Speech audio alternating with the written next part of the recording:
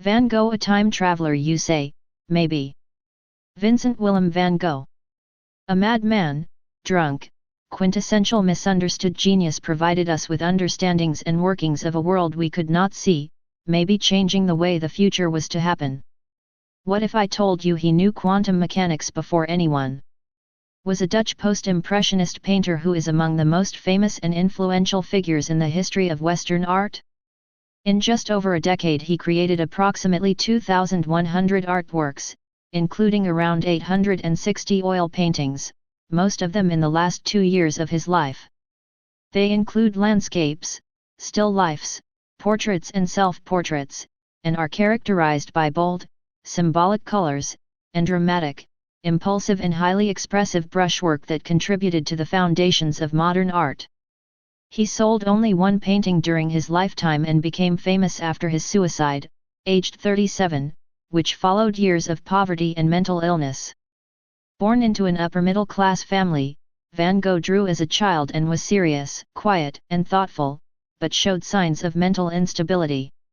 As a young man he worked as an art dealer, often traveling, but became depressed after he was transferred to London.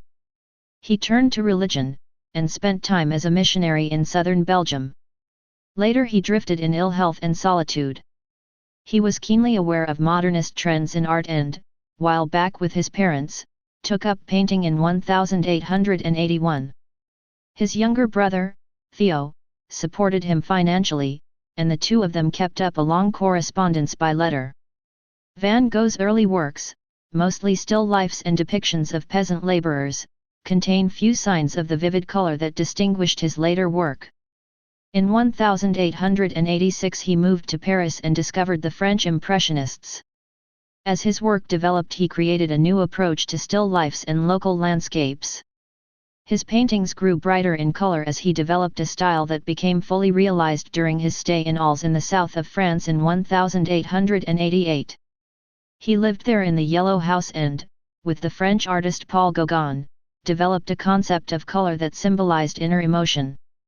During this period he broadened his subject matter to include olive trees, cypresses, wheat fields, and sunflowers.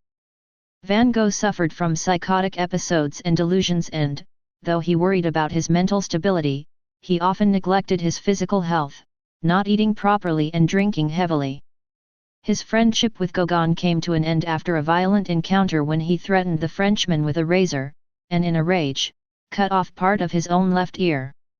While in a psychiatric hospital in Saint-Rémy his condition stabilized, leading to one of the more productive periods of his life. He moved to the Aubert's Revue in Auvers-sur-Oise near Paris under the care of the homeopathic doctor and artist, Paul Gogh. During this time, his brother Theo wrote that he could no longer support him financially. A few weeks later, on July 27, 1890, Van Gogh shot himself in the chest with a revolver. He died from his injuries 2 days later. Considered a madman and a failure in his lifetime, Van Gogh exists in the public imagination as the quintessential misunderstood genius, the artist where discourses on madness and creativity converge.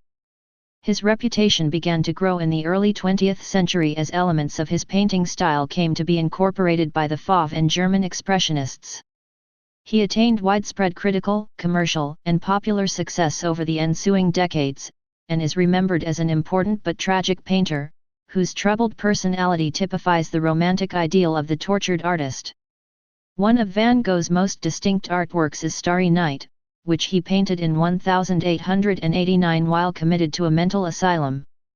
This was during one of Van Gogh's worst psychotic episodes, but from this, he created an artwork that, not known until now, contained a scientific fact not discovered until the 1940s, long after his death.